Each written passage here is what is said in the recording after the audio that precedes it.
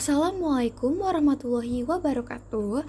Halo semua, perkenalkan kami dari kelompok 7 dengan mata kuliah Managing Digital Organization dengan dosen pengampu Dr. Nova Mardiana, SEMM, akan menjelaskan tentang materi manajemen aset intelektual dan hukum hiburan dan peraturan media. Sebelum materi pembelajaran ini kami sampaikan, izinkan kami untuk memperkenalkan diri kami.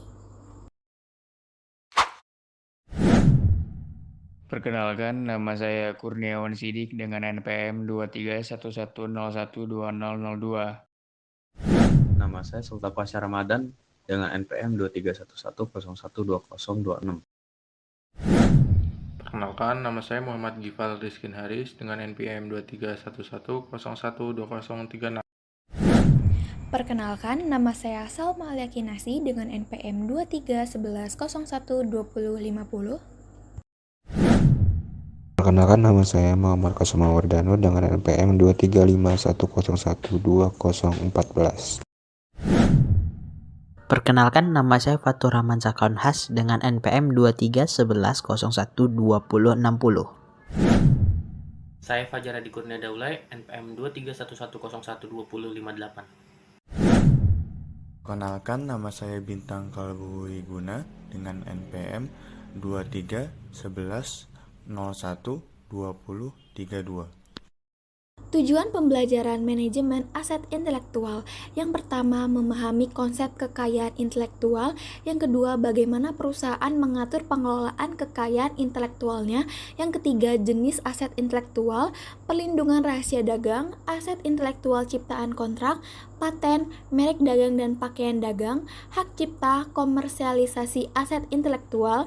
Yang keempat, menilai pentingnya aset intelektual. Yang kelima, menyelaraskan aset intelektual dengan strategi dan audit AI. Yang keenam, bagaimana menilai aset intelektual, manajemen AI, tantangan terhadap aset intelektual, pembajakan, strategi perlindungan, seruan modal, daftar pemerintah, litigasi, serangan balik, perbaikan teknologi, respon bisnis, dan usulan reformasi aset intelektual. Apa itu properti intelektual? Properti intelektual adalah hak yang timbul dari hasil olah pikir yang menghasilkan suatu produk atau proses yang berguna untuk manusia. Kekayaan intelektual dibagi menjadi dua kategori, yaitu hak cipta dan hak kekayaan industri, yang terbagi menjadi 5 jenis, yaitu merek, desain industri, rahasia dagang, desain tata letak sirkuit terpadu, dan hak cipta komunal. Properti intelektual merupakan aset barang yang bernilai yang dirancang, diinvestasikan, diproduksi, diperbaiki, dihargai, dijual, dilisensikan, dan ditukarkan. Ini adalah karakteristik produk informasi mahal untuk dibuat tetapi mudah untuk diduplikasi. Perlindungan rahasia dagang adalah proses untuk melindungi informasi yang penting dan strategis dari penggunaan tidak sah oleh pesaing atau pihak lain. Perusahaan yang mengalami kerusakan atau penggunaan rahasia dagang yang tidak sah dapat menuntut ganti rugi, termasuk ganti rugi jika dapat membuktikan kerugian yang sebenarnya, pengayaan yang tidak adil, dan royalti yang tidak wajar. 4 prinsip manajerial untuk melindungi rahasia dagang. Yang pertama adalah mengetahui apa yang harus dilindungi. Yang kedua, mengidentifikasi di mana kebocoran mungkin terjadi dan bagaimana caranya. Yang ketiga, menunjuk seseorang untuk memimpin, dan yang terakhir, mengambil tindakan untuk melindungi rahasia dagang. Faktor-faktor yang perlu dipertimbangkan untuk memutuskan apakah akan mempertahankan rahasia dagang adalah biaya melindungi kerahasiaan, nilai informasi kepada perusahaan, dan kesulitan yang dihadapinya. Informasi bisa saja diperoleh dari pesaing.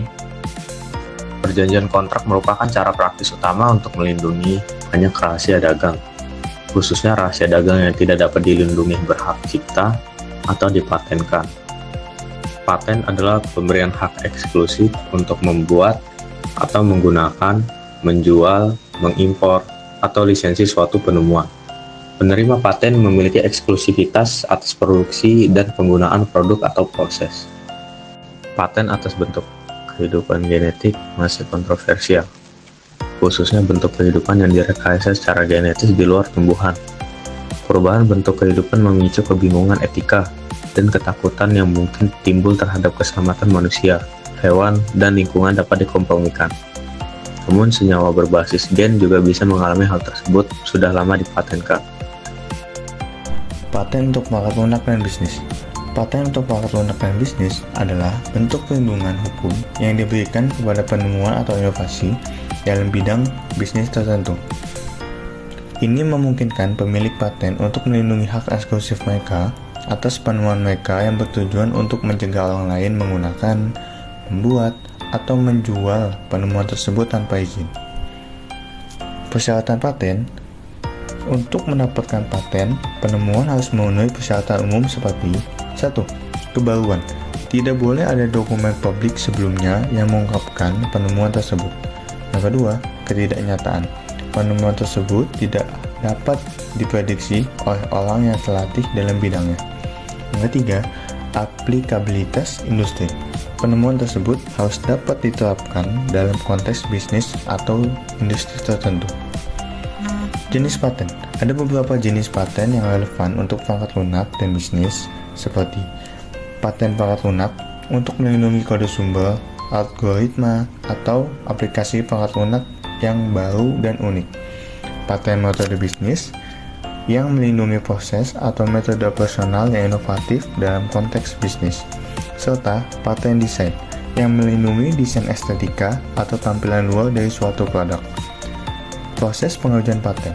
Proses pengujian paten biasanya melibatkan langkah-langkah seperti penyusunan aplikasi paten yang dapat menjelaskan secara lincip penemuan, pengajuan aplikasi ke kantor paten yang relevan, pemeriksaan oleh pihak berwenang untuk memastikan bahwa penemuan memenuhi persyaratan paten, dan akhirnya penerbitan paten jika penemuan tersebut diterima.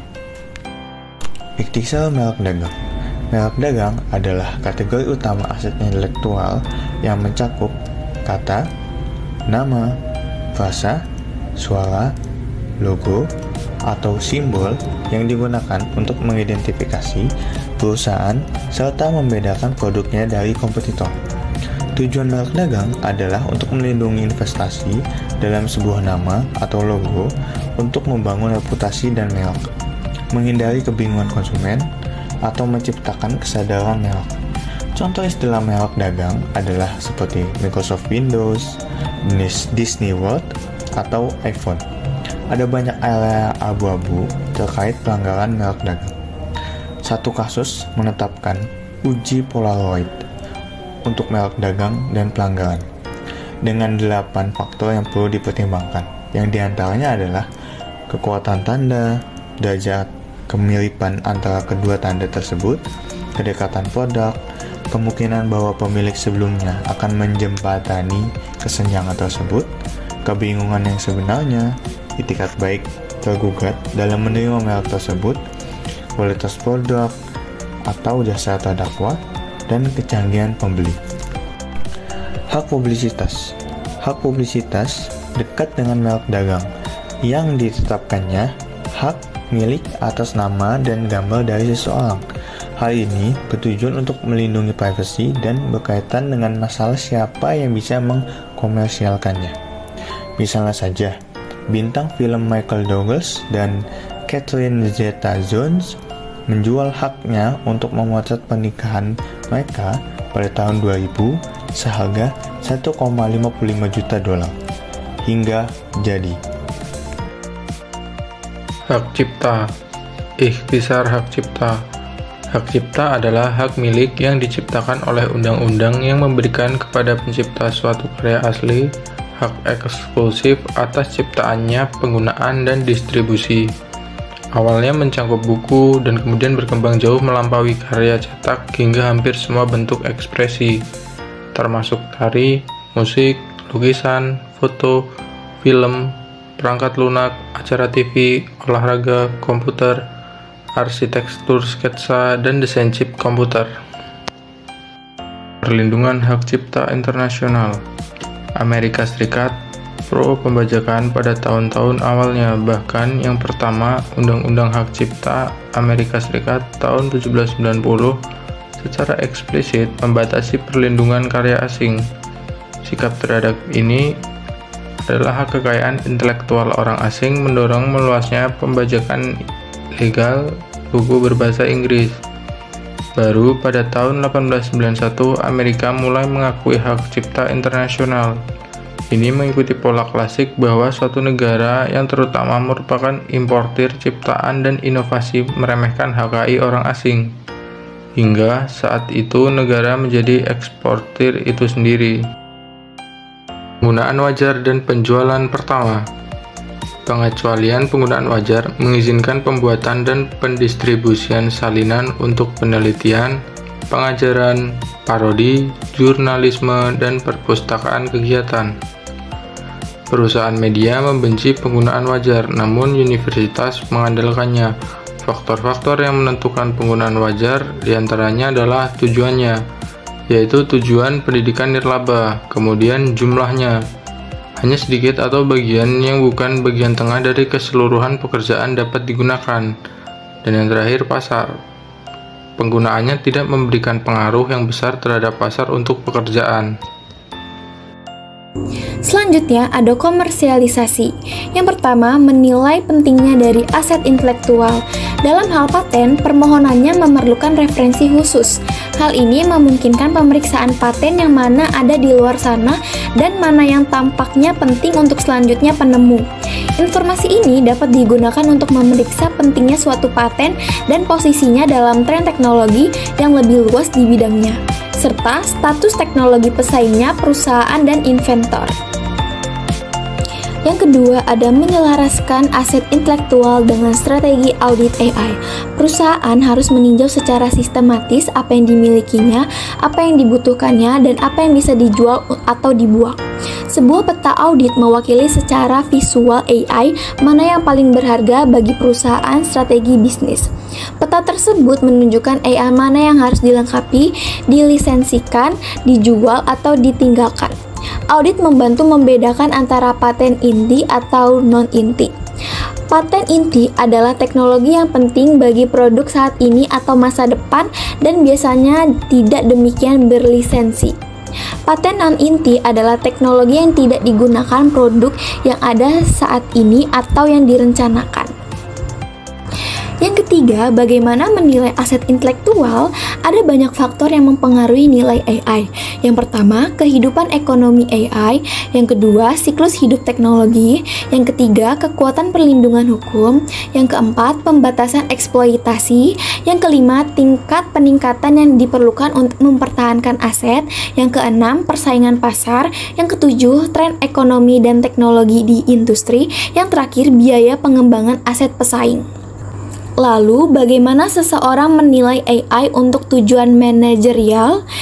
Metode penilaiannya adalah yang pertama nilai buku, yang kedua biaya atau penggantian, yang ketiga nilai pasar, yang keempat pendapatan, yang kelima pendekatan sisa, yang keenam pendekatan pilihan nyata. Berikutnya adalah manajemen intelektual aset, yaitu lisensi. Lisensi adalah alokasi hak atas suatu produk atau properti antar partai. Hal ini agak analog dengan sewa atau sewa di bidang real estate. Perizinan dapat dilakukan kapan saja di rantai nilai media, mulai dari pencipta, produsen, pengemas, distributor, pengecer, dan pengguna akhir. Ada 3 jenis lisensi utama, yaitu eksklusif, parsial, dan wajib. Ada pula yang diberikan tanpa disengaja, biasanya sebagai akibat dari penyelesaian tuntutan hukum. Namun sebagian besar diberikan secara sukarela sebagai bagian dari kesepakatan komersial. Pembayaran untuk lisensi intelektual aset sering disebut royalti.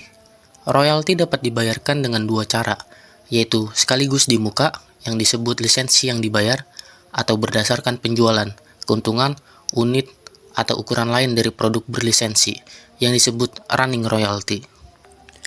Keuntungan seringkali sulit didefinisikan dan diukur. Penjualan angka pendapatan mungkin tampak mudah dilacak, namun dalam praktiknya, mereka tidak mudah untuk didefinisikan dan diukur. Menghitung unit terjual juga memiliki masalah, karena mereka tidak dapat membedakan nilai produk yang berbeda. Untuk menjalankan royalti, berdasarkan pendapatan penjualan, tipikal tarif untuk lisensi paten adalah 1-5% dari penjualan kotor. Untuk teknologi penting, tarifnya adalah 3-5% penjualan kotor. Untuk perangkat keras komputer, tarif royalti umumnya adalah 1-5% juga. Dalam litigasi pelanggaran paten, pengadilan biasanya memerintahkan pembayaran dalam kisaran 1-5% dari penjualan kotor. Tantangan terhadap aset intelektual, yaitu pembajakan. Musik, film, acara televisi, perangkat lunak, dan media lainnya dibajak melalui berbagai cara penyalinan, streaming, dan distribusi fisik dan elektronik, seperti melalui jaringan peer-to-peer atau P2V. Pada tahun 2005, industri musik mengklaim bahwa ada 37% dari seluruh CD atau 1,2 miliar diantaranya yang dibeli secara global adalah bajakan, yaitu diproduksi tanpa lisensi. Industri film juga mengalami peningkatan pesat dalam pembajakan. Pada tahun 2003, 60% dari 312 film populer ditemukan dalam sebuah penelitian yang tersedia di jaringan berbagai file. Dari jumlah tersebut, 77% tampaknya dirilis secara ilegal oleh strategi perlindungan. Mengingat meningkatnya masalah penggunaan konten tanpa izin oleh produsen dan distributor, apa yang dapat mereka lakukan? Sulit bagi perusahaan media untuk melindungi diri dari pembajakan. Strategi perlindungan intelektual aset yang efektif terhadap tantangan yang terus berubah memerlukan beragam tindakan. Strategi-strategi ini mencakup tindakan balasan dengan teknologi, melibatkan pemerintah, litigasi, serangan balik, dan merevisi strategi bisnis. Semua tindakan harus diseimbangkan terhadap dampak buruk yang ditimbulkan dari ketidaknyamanan dan keterasingan pelanggan potensial. Seruan moral. Strategi perlindungan yang pertama menggunakan seruan moral. Pendekatan ini sebagian besar tidak berhasil karena pengguna cenderung merasa bahwa mereka tidak membebankan biaya marginal kepada pemegang hak cipta, dan karena itu mereka tidak benar-benar mengambil. Pengguna lain menggunakan pembenaran anti perusahaan atau berpendapat bahwa mereka tidak akan mengambil musik atau video tersebut. Mendaftar pemerintah. Perusahaan yang mencari perlindungan dari pembajakan melobi untuk menerapkan undang-undang yang lebih kuat, penegakan hukum yang lebih baik, dan tekanan diplomatik terhadap pemerintah lain. Perjanjian Hak Cipta WIPO internasional mengharuskan semua negara pendatang untuk membuat undang-undang yang melarang hukum penggelakan tindakan perlindungan. Litigasi. Dalam konteks tantangan aset intelektual adalah proses hukum yang melibatkan penggunaan sistem peradilan untuk menyelesaikan perselisihan terkait hak kekayaan intelektual. Ini meliputi situasi di mana pemilik aset intelektual menganggap bahwa hak-hak mereka telah dilanggar oleh pihak lain atau sebaliknya. Dalam litigasi, pihak yang merasa dirugikan dapat mengajukan gugatan ke pengadilan untuk menuntut ganti rugi atau perintah penghentian terhadap pelanggaran yang diduga. Serangan balik. Strategi lainnya adalah membuat pembajakan menjadi tidak nyaman dan membuat frustasi pengguna. Untuk tujuan itu, perusahaan musik mendistribusikan salinan umpan dari lagu-lagu jaringan berbagi file dengan konten yang diubah atau tanpa konten.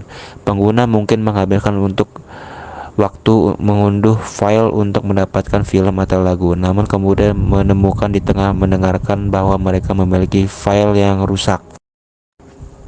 Perbaikan teknologi. Perbaikan teknologi mencakup serangkaian tindakan anti pembajakan teknis yang dirancang untuk mempersulit atau bahkan tidak mungkin melakukan penyalinan tanpa izin atas materi berhak cipta. Perbaikan teknologi diantaranya pembatasan akses file, enkripsi, watermarking, sidik jari, kontrol akses, tanda tangan digital, penandaan dan pemantauan, proses metadata, teknologi pelacak. Respon bisnis merajalelanya strategi hukum dan teknologi dalam melawan penyalinan ilegal dan berbagi file mungkin mengaburkan bahwa seringkali respon terbaik dari perusahaan media adalah melalui strategi bisnis baru. Ada beberapa pendekatan yang mungkin dapat mengatasinya. Yang paling jelas adalah penyedia konten dapat menurunkan harga.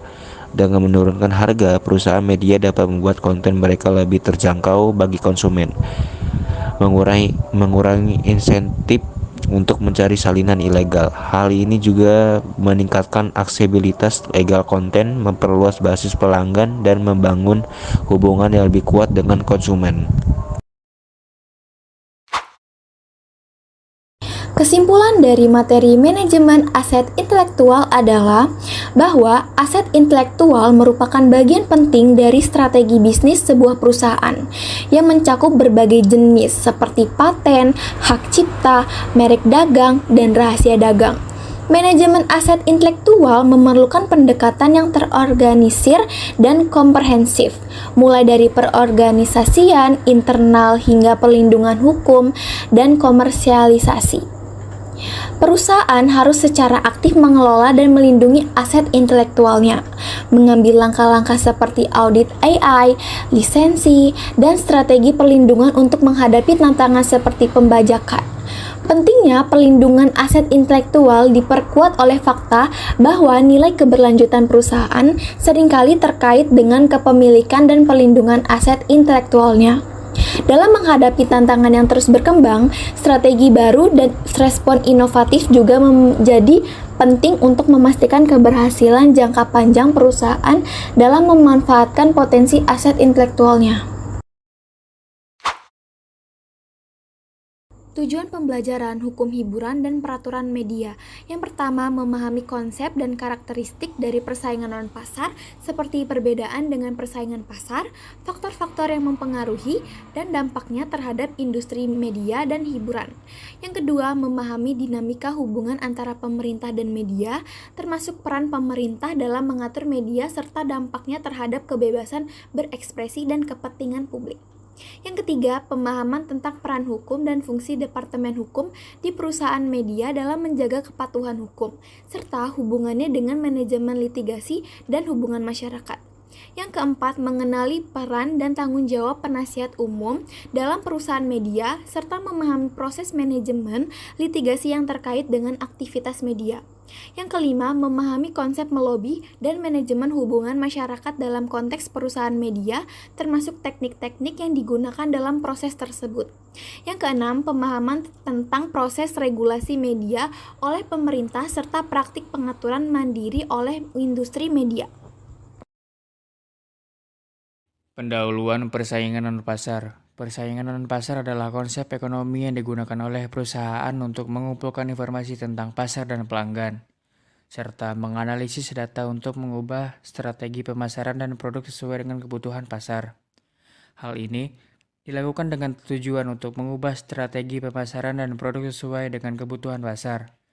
Persaingan non-pasar merupakan strategi yang digunakan oleh perusahaan untuk mengumpulkan informasi tentang pasar dan pelanggan, serta menganalisis data untuk mengubah strategi pemasaran dan produk sesuai dengan kebutuhan pasar.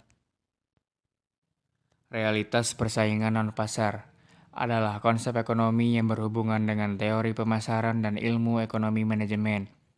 Persaingan non-pasar merupakan strategi yang digunakan oleh perusahaan untuk mengumpulkan informasi tentang pasar dan pelanggan, serta menganalisis data untuk mengubah strategi pemasaran dan produk sesuai dengan kebutuhan pasar. Realitas persaingan non-pasar merupakan realitas yang tidak dapat diingkari, khususnya dalam konteks kekuatan besar yang menjadi isu utama dunia. Pasar persaingan sempurna adalah sistem pasar yang di dalamnya meliputi banyak penjual dan pembeli, namun tidak bisa mempengaruhi harga. Persaingan non-pasar juga memiliki hubungan dengan faktor-faktor yang mempengaruhi persaingan dan pertumbuhan pasar, termasuk budaya, sosial, dan personal. Manfaat penelitian ini adalah untuk mengambil kebijakan strategi pemasaran agar bisa bersaing dengan perusahaan pesaing. Hubungan pemerintah dan media. Hubungan pemerintah dan media merupakan hubungan yang sangat penting dalam mendukung proses pengembangan sosial, ekonomi, dan politik. Media bisa membantu pemerintah dalam memberikan informasi yang memadai untuk masyarakat tentang program pemerintah. Media massa harus bekerja sama dengan sumber resmi pemerintah dan mengarah pada prinsip transparansi. Pemerintah harus menjalin hubungan yang baik dengan media karena media tidak untuk ditakuti oleh pemerintah, tetapi pemerintah harus menjalin hubungan yang baik dengan media. Media massa juga memiliki peran penting dalam keterbukaan informasi publik dan menjadi pengawas pemerintah. Fungsi hukum dan hubungan masyarakat di perusahaan media. Hubungan masyarakat atau humas merupakan suatu profesi yang dibutuhkan hampir setiap bidang atau lembaga, mulai dari lembaga pemerintahan, pendidikan, hingga perusahaan bisnis. Dalam perusahaan media, humas memiliki peran penting dalam menjabatani komunikasi hingga membangun citra baik lembaga di masyarakat. Fungsi dari humas di dalam perusahaan media yaitu yang pertama, humas pemerintahan. Untuk mencapai program dan kinerja pemerintah serta menjaga citra positif lembaga. Yang kedua, humas customer relations adalah humas yang berfungsi untuk membuat hubungan baik dengan pihak yang berada di luar seperti masyarakat dan konsumen. Yang ketiga, humas media relations dalam sebuah perusahaan atau organisasi sangat perlu untuk menjalin hubungan dengan awak media massa, wartawan, dan sebagainya. Yang keempat, humas community relations. Setiap perusahaan atau organisasi pasti akan membutuhkan kerjasama atau mencari partner untuk mengembangkan ke organisasi atau masyarakat. Dan yang terakhir, humas krisis. Humas menjalankan tugas untuk mempromosikan merek dengan menggunakan konten editorial yang muncul di majalah, surat kabar, saluran berita, situs web, blog, dan program TV. Humas memiliki peranan penting dalam menjaga citra dan reputasi perusahaan atau organisasi, serta dalam mengkomunikasikan informasi yang benar dan transparan kepada masyarakat.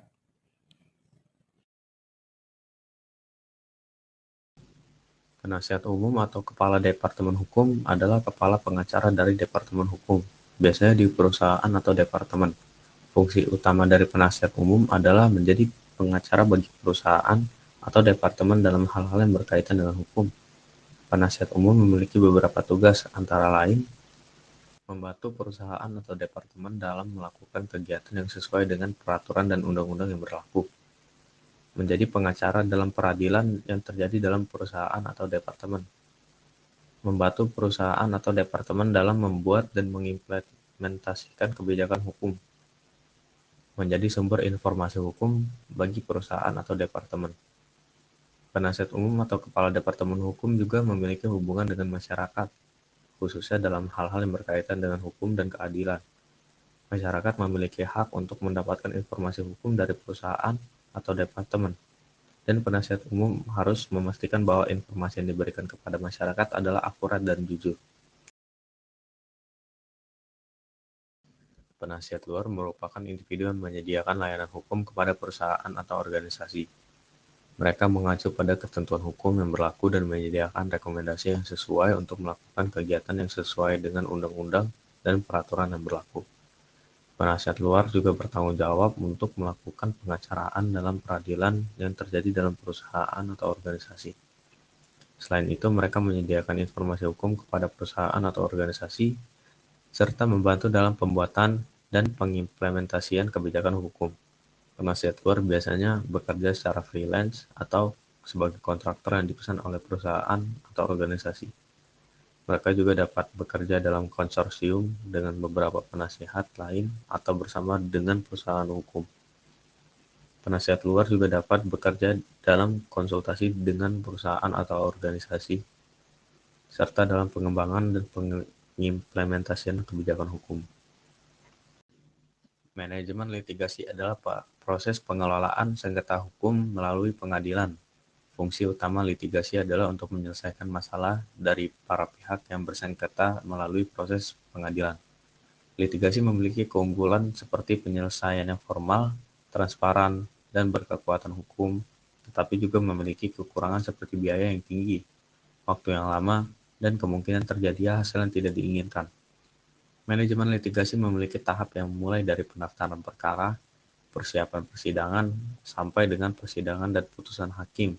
Dan ada beberapa jenis dokumen yang harus disediakan seperti gugatan, permohonan, persetujuan, replik, duplik, dan kesimpulan. Selain litigasi, ada juga alternatif penyelesaian sengketa lain seperti arbitrase, mediasi, konsiliasi. Mempengaruhi pemerintah dan masyarakat. Sekarang kita beralih dari hukum litigasi swasta ke hukum dan kebijakan publik. Terdapat 3 tanggapan dasar yang dapat dilakukan perusahaan terhadap kebijakan publik. Yang pertama, reaksi pasif, menerima kebijakan sebagai sesuatu yang sudah pasti dan statis. Yang kedua, antisipasi, memperhitungkan potensi perubahan dalam kebijakan pemerintah ke dalam perencanaan. Yang ketiga, membentuk upaya proaktif untuk mencapai tujuan kebijakan tertentu. Untuk mengantisipasi perubahan, perusahaan seringkali memiliki fungsi staf dalam kelompok strategi mereka untuk mengidentifikasi dan melacak perkembangan kebijakan tersebut serta memasukkannya ke dalam rencana perusahaan. Seringkali, peringatan dini semacam itu datang dari lobi pengacara luar perusahaan, kelompok komunikasi publik internalnya, dan asosiasi perdagangan. Melobi, jenis tanggapan ketiga, yaitu dengan membentuk kebijakan membutuhkan usaha yang paling besar, namun menawarkan prospek dampak yang paling besar juga. Robert Galvin, pemimpin dari perusahaan nirkabel Motorola, selama lebih dari 3 dekade, menggambarkan strategi non-pasar perusahaannya dengan nama menulis aturan main untuk membentuk lingkungan pasar Motorola-nya. Di sini, melobi merupakan alat utamanya. Berikut ini merupakan teknik-teknik dasar melobi yang meliputi membangun koalisi, menghasilkan lobi akar rumput, keuangan politik, komunikasi publik, dan upaya advokasi. Yang terakhir adalah memengaruhi penunjukan personil pemerintah yang penting. Asosiasi perdagangan dan perusahaan-perusahaan kecil seringkali mengkoordinasikan aksi kolektif. Sementara perusahaan-perusahaan yang lebih besar dan lebih kuat biasanya lebih memilih aksi individual. Perusahaan kecil lebih memilih aksi kolektif karena mereka tidak memiliki sumber daya atau koneksi seperti yang dimiliki oleh perusahaan besar. Ketika memilih strategi politik, perusahaan harus membuat 3 keputusan tentang bagaimana melanjutkannya. Kontribusi kampanye. Salah satu tugas pelobi adalah memberikan saran kepada perusahaan tentang bagaimana menargetkan kontribusi kampanye mereka. Kontribusi adalah cara yang sangat penting bagi perusahaan untuk mendapat dukungan politik bagi kepentingan mereka. Hubungan ini mungkin paling aktif dalam budaya politik Amerika Serikat, tetapi uang perusahaan dikerahkan untuk dampak politik di sebagian besar negara, meskipun seringkali lebih tersembunyi dari pandangan publik. Pada siklus pemilihan umum 2011 dan 2012 menunjukkan kontribusi kampanye oleh perusahaan media dalam pemilihan umum di negara Amerika Serikat. Individu dan PAC yang terkait dengan industri komunikasi dan elektronik menghabiskan total $198 juta yang dimana 63% diantaranya disumbangkan kepada kandidat dari Partai Demokrat dan 37% kepada Partai Republik. Pada tahun 2014, yang dimana tahun tanpa pemilihan presiden, jumlah tersebut turun menjadi $116 juta dengan Demokrat 59% dan Republik 40%. Sedangkan pada siklus pemilu 2016, total kontribusi industri komunikasi dan elektronik meningkat hampir 3 kali lipat, yakni menjadi $255 juta. Dari jumlah tersebut, Partai Demokrat menerima 69%, sedangkan Partai Republik menerima 31%. Strategi melobi. Ada 2 jenis strategi lobi yang berbeda. Yang pertama ada strategi dari dalam dan yang kedua strategi dari luar. Strategi ke dalam berkontribusi pada kampanye seseorang kandidat secara langsung atau melalui perantara seperti komite aksi politik. Sementara itu, strategi dari luar menghasilkan tekanan publik pada pembuat kebijakan untuk mendukung agenda kelompok. Tidak perlu ada akses langsung ke pembuat kebijakan tertentu untuk membuat dampak. Ini adalah taktik yang baik untuk digunakan dengan para politisi yang sedang duduk di pagar isu. Peraturan tentang melobi. Ada beberapa jenis pembatasan dalam melobi. Di Amerika Serikat, individu yang mencurahkan setidaknya 20% dari waktu kerja mereka untuk kegiatan pelobian harus mendaftarkan diri sebagai pelobi. Perusahaan pelobi dan pelobi internal harus menyampaikan laporan triwulan tentang kegiatan mereka. Perusahaan-perusahaan yang membayar dari $5.000 untuk kegiatan-kegiatan lobi sebuah asosiasi dagang dan berpartisipasi dalam kegiatan-kegiatan lobi asosiasi tersebut harus terdaftar.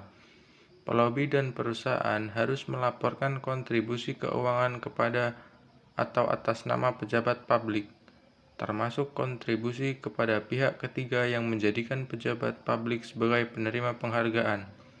Ada beberapa pembatasan lain di Amerika Serikat.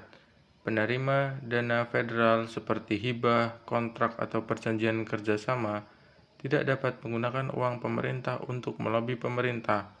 Selain itu, penerima dana federal seperti stasiun televisi publik yang menggunakan dana non-federal untuk tujuan melobi harus melaporkan kegiatan tersebut kepada lembaga pemberi penghargaan. Pelobi dilarang melakukan intervensi selama periode ketika suatu lembaga terlibat dalam pengambilan keputusan. Sebagai contoh, peraturan melarang kontrak antara pelobi dan FFC selama masa jeda saat sebuah kasus diputuskan. Manajemen hubungan masyarakat. Hubungan masyarakat adalah serangkaian kegiatan komunikasi untuk menciptakan citra positif bagi organisasi dan tujuannya. Tidak seperti periklanan, tidak ada uang yang dikeluarkan untuk membeli waktu dan ruang untuk menyampaikan pesan perusahaan. Mengelola publisitas yang tidak menguntungkan. Internet memberikan peluang PR yang besar untuk menyebarkan perspektif dan berita perusahaan, namun juga memberikan peluang yang sama bagi para pesaing dan pengkritik. Internet juga memungkinkan adanya pernyataan yang tidak benar yang mengkritik produk, tindakan, dan kepemimpinan perusahaan. Perusahaan seringkali memantau internet untuk mendapatkan komentar tentang mereka dengan menggunakan karyawan atau perusahaan pemantau internet khusus.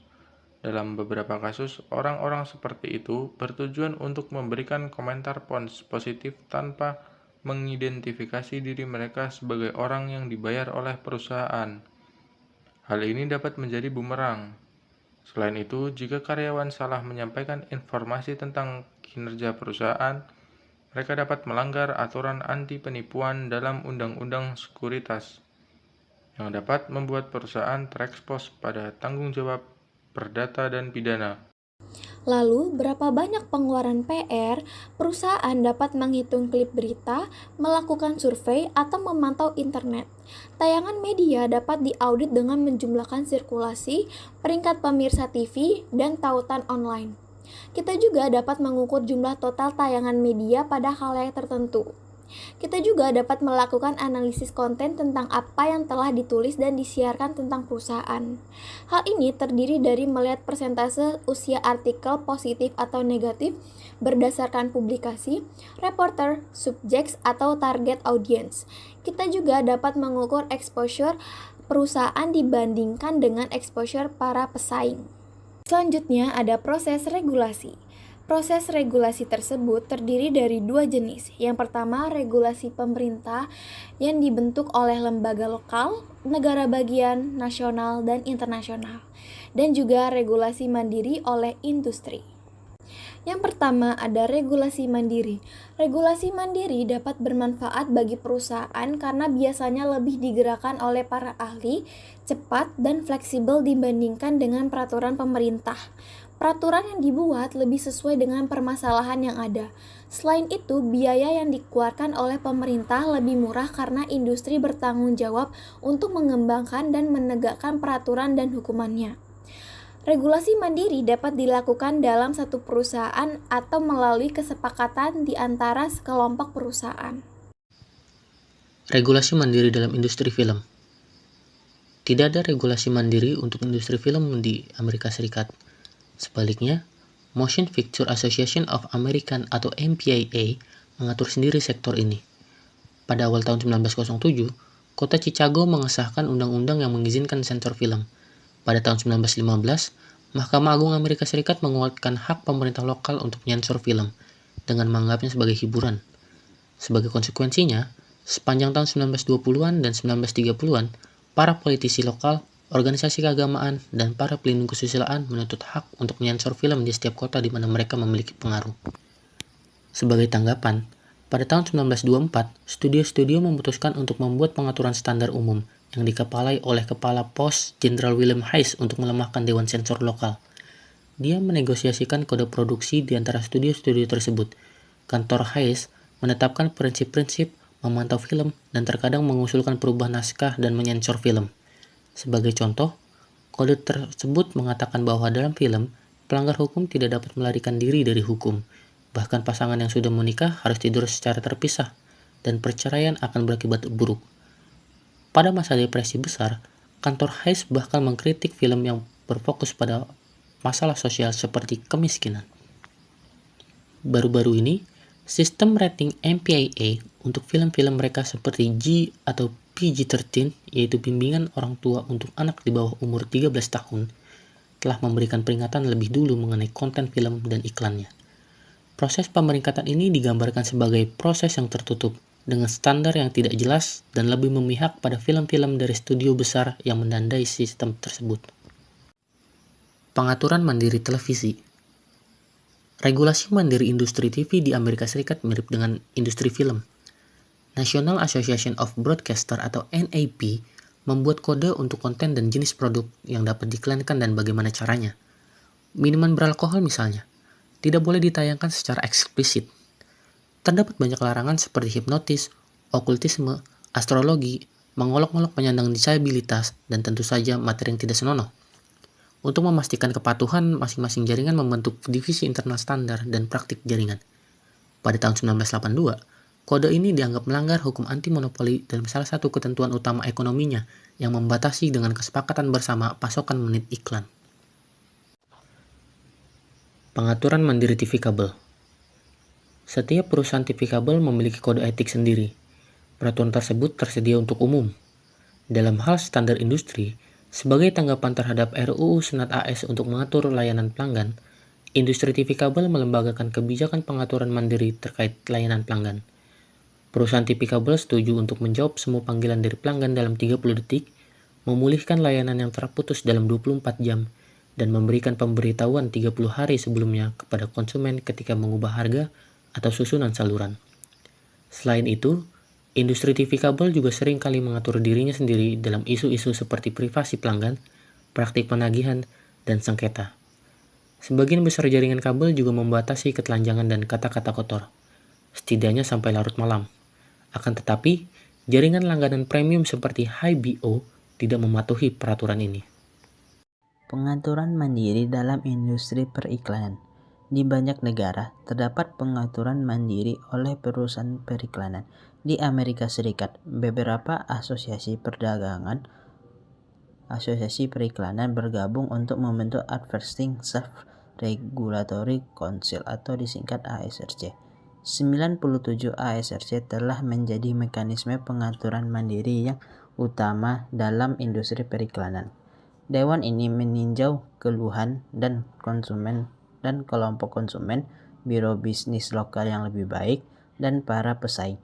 Jika ASRC dan pengiklan gagal menyelesaikan kontroversi, salah satu dari mereka dapat mengajukan banding ke panel peninjau jika pengiklan telah kalah dalam banding. Pengiklan diharap untuk menghentikan iklannya. ASRC tidak dapat menjatuhkan sanksi atau memerintahkan pengiklan untuk memodifikasi atau menghentikan penayangan iklan.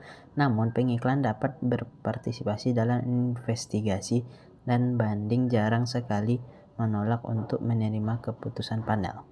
Pada tahun 1996, dari keseluruhan investigasi yang dilakukan oleh dewan tersebut, 16 klaim iklan terbukti benar, 5 dirujuk ke pemerintah, dan 75 iklan dimodifikasi atau dihentikan penayangannya. Sebuah contoh tantangan adalah penggunaan frasa "Bitch cannot touch the different" oleh Mil dalam iklan tahun 2007. Dewan menemukan bahwa pengujian yang dilakukan Mil cacat. Mereka ayam Brute Farms juga diawasi pada tahun 2007 dan Dewan merekomendasikan agar perusahaan tersebut menghentikan penggunaan label tanpa pengawet dan segar pada iklan produknya, padahal produk tersebut sebenarnya mengandung beberapa bahan kimia tambahan. Regulasi mandiri industri video game. Ketika video game menjadi populer dan semakin menarik perhatian anak-anak, kelompok advokasi seperti Parents Television Council atau disingkat PTC menyuarakan keprihatinan bahwa kekerasan dalam video game dapat menyebabkan reaksi anak-anak menjadi kebas terhadap kekerasan. Mereka melobi untuk membuat undang-undang perlindungan sebagai tanggapan Asosiasi Perangkat Lunak Hiburan di Amerika Serikat membentuk Dewan Penilaian Perangkat Lunak Hiburan. ESRB menetapkan sistem penilaian dan menegakkannya. Pengawasan ini menetapkan batasan usia untuk penjualan game dan berfokus pada pemberian informasi kepada orang tua tentang konten dalam game. Sistem ESRB menggunakan 6 peringkat berbasis usia dari EC, anak usia dini, hingga AO, khusus dewasa, dan setidaknya 30 deskriptor konten. Secara hukum, video game tidak diwajibkan untuk diberi peringkat, tetapi sebagian besar game tunduk pada peraturan ini agar tidak diterima oleh penjual dan produsen konsol video game. Efektivitas sistem pemeringkatan sukarela ini telah diperiksa oleh lembaga pemerintah. Komisi Perdagangan Federal (VTC) mengirimkan pembeli yang menyamar dan melaporkan bahwa hampir semua toko yang menjual game secara ketat menerapkan peringkat ESRB pada tahun 2000. 83% pelanggan remaja di bawah umur dapat memilih video game dengan rating M dewasa. Pada tahun 2009, angka menurun menjadi 20% dan kemudian menurun lagi menjadi 13%. Pengaturan mandiri internet. Perusahaan internet pada umumnya lebih memilih pengaturan mandiri daripada keterlibatan pemerintah dalam perlindungan konsumen. Sistem yang berkembang adalah sistem segel kepatuhan. Beberapa organisasi industri, Better Business Bureau, Rusty, dan Asosiasi Pemasaran Langsung mengeluarkan segel tersebut untuk situs web yang setuju untuk mengungkapkan praktikasi privasi data mereka dan mengikuti aturan tertentu. Mereka dipantau untuk kepatuhannya, meskipun hal ini dilaporkan cukup banyak terjadi. Sebagai contohnya, untuk menerima segel kepatuhan untuk praktik privasi, sebuah situs web setuju untuk mengungkapkan praktik datanya dan diperiksa kepatuhannya. Ini harus menunjukkan informasi pribadi yang dikumpulkan, bagaimana informasi tersebut akan digunakan, dengan siapa informasi tersebut akan dibagikan, bagaimana mekanisme penyelesaian perselisihan, apakah pengguna dapat mengontrol penyebarannya. Teknik lain dari pengaturan mandiri online adalah perusahaan, asosiasi industri, pemerintah, atau kelompok swasta mengeluarkan daftar situs web yang tidak pantas untuk diblokir oleh peretas seperti Google. Namun, seringkali tidak ada transparansi dan akuntabilitas yang menunjukkan bagaimana daftar tersebut disusun. Daftar ini mungkin hanya mencakup konten yang dianggap tidak pantas oleh sebagian pengguna, tetapi tidak legal. tetapi tidak ilegal. Daftar hitam semacam itu lebih memiliki transparansi dan proses yang semestinya, dan cenderung memblokir secara berlebihan, membatasi kebebasan berbicara, dan mendorong munculnya pengasuh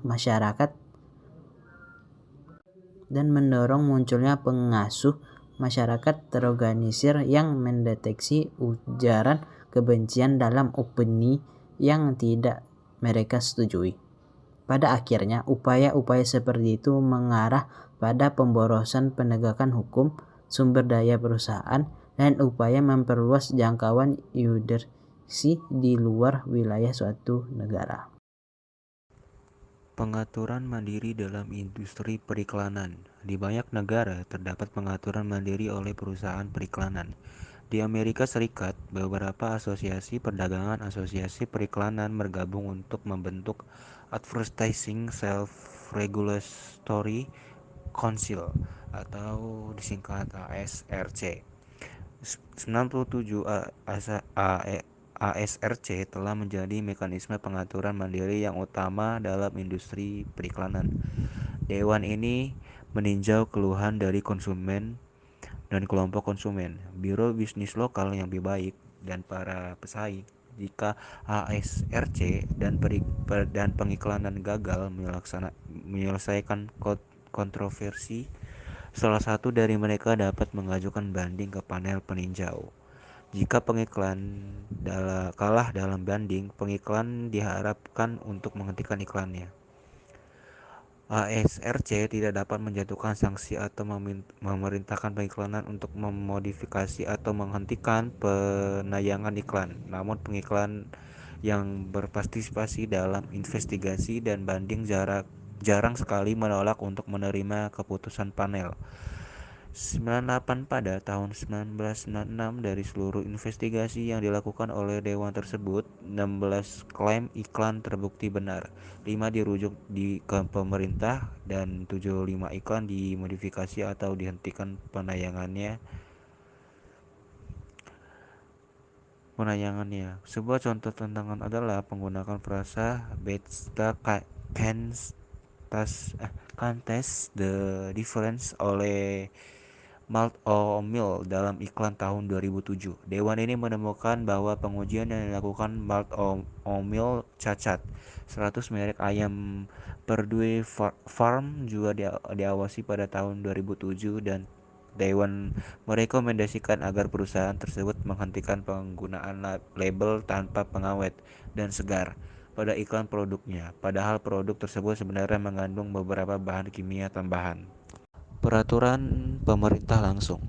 Peran regulasi pemerintah di banyak negara. Sistem regulasi untuk media elektronik berubah setelah tahun 1980 di seluruh dunia. Perusahaan telekomunikasi diprivatisasi dan kompetitor swasta diizinkan untuk masuk ke sektor telekomunikasi, televisi, dan TV kabel. Badan pengatur semi independen kini mengatur dan mengendalikan sektor digital. Di Amerika Serikat, industri infrastruktur vital dan organisasi media telah dimiliki oleh swasta tetapi diatur. Sebuah langkah yang menentukan ke arah itu terjadi setelah kampanye pemilihan gubernur yang sengit pada tahun 1906 di New York. Pemilihan tersebut mempertemukan Charles Evans Hughes dari Partai Republik mendiang Ketua Mahkamah Agung AS dengan William Randolph Hearst dari Partai Demokrat. Maestro surat kabar yang digambarkan dalam film terkenal Citizen Kane.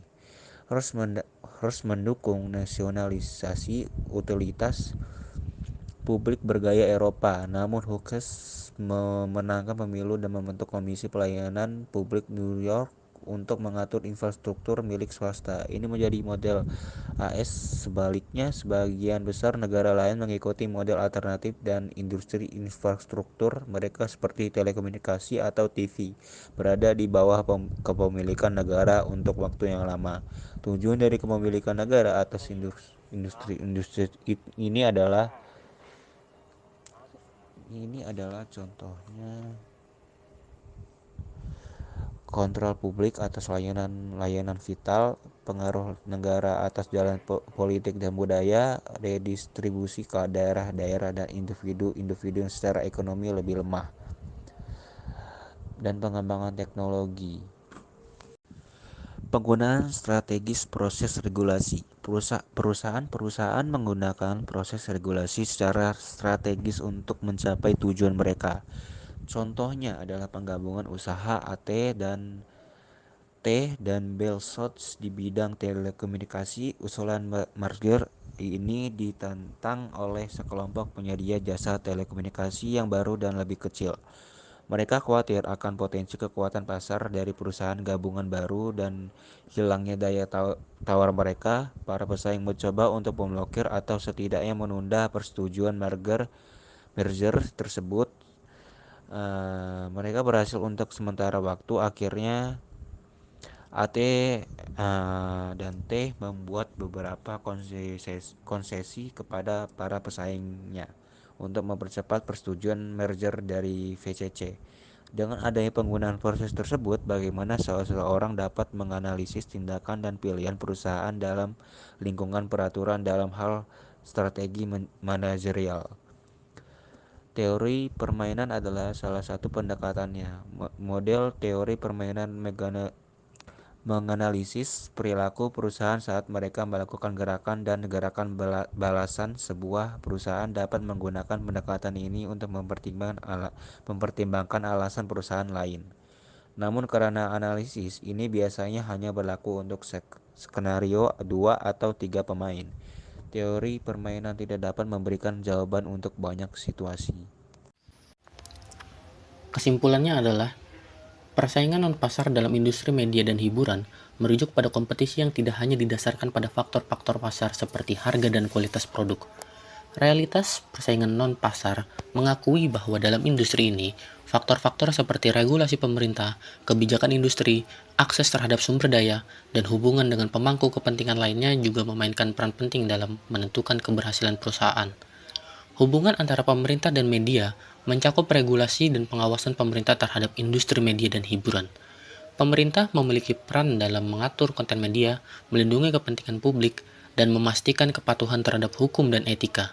Di sisi lain, perusahaan media juga berupaya mempengaruhi kebijakan pemerintah yang berkaitan dengan industri mereka. Fungsi hukum dan hubungan masyarakat di perusahaan media menyoroti pentingnya manajemen resiko hukum, kepatuhan terhadap regulasi, dan membangun citra perusahaan di mata masyarakat. Departemen Hukum dan Manajemen Hubungan Masyarakat bekerja sama untuk mengelola isu-isu hukum dan memastikan komunikasi yang efektif dengan masyarakat. Manajemen litigasi merujuk pada strategi dan proses penanganan hukum yang dihadapi perusahaan media. Hal ini melibatkan upaya untuk mempengaruhi pemerintah dan masyarakat melalui kegiatan lobby dan manajemen hubungan masyarakat guna mendukung kepentingan perusahaan. Proses regulasi mencakup regulasi mandiri oleh industri media untuk mengatur diri sendiri serta regulasi langsung oleh pemerintah. Kedua jenis regulasi ini mempengaruhi operasional perusahaan media dan menentukan batasan-batasan yang harus diikuti. Sekian materi yang dapat kami sampaikan. Mohon maaf bila ada kesalahan dan kekurangan. Kami akhiri. Wassalamualaikum warahmatullahi wabarakatuh.